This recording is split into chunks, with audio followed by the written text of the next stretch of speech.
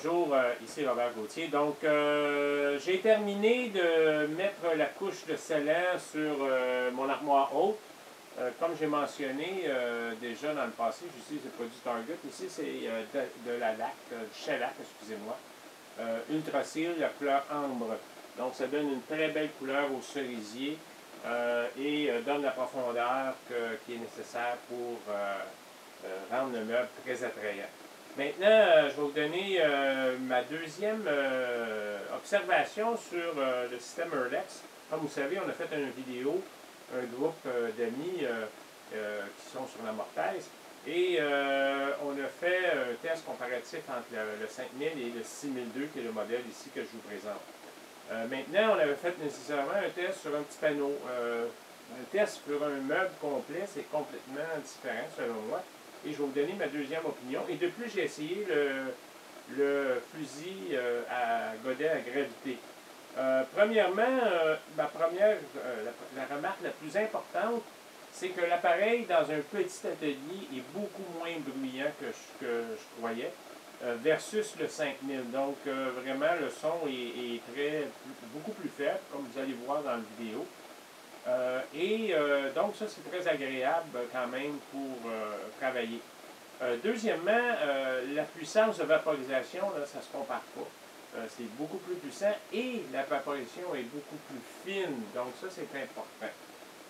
Quand on fait de la finition, surtout quand on pose la laque ou la laque, donc on va pouvoir voir quand même une bonne différence. Ça va être la prochaine étape.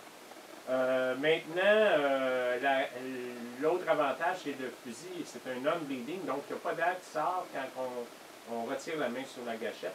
Donc ça, c'est un plus que je me suis aperçu, c'est très bien, surtout quand on travaille dans un espace, c'est clos, donc il n'y a pas d'air qui va du tout sur la surface. Et l'autre chose qui est assez importante, c'est que l'air est toujours à la même température, versus le 5000, plus on utilise le système, plus l'air est chaud. Et donc, quand on utilise une laque ou un produit qui sèche rapidement, comme le shellac, lorsqu'il sort, bien, nécessairement, il sort l'air chaud, fait évaporer plus rapidement le solvant, dans ce cas-ci, qui est de l'eau. Donc, c'est un petit défaut qui, dans le passé, je m'apercevais que je devais rajouter des fois des produits pour pouvoir ralentir l'évaporation. Dans ce cas-ci, peut-être que je n'aurai pas de besoin. Maintenant, l'utilisation du fusil à gravité. Oui, comme vous allez voir, c'est quand même très facile à travailler dans toutes les directions. C'est très facile d'ajuster le jet sur 360 degrés. Donc ça, c'est un plus aussi.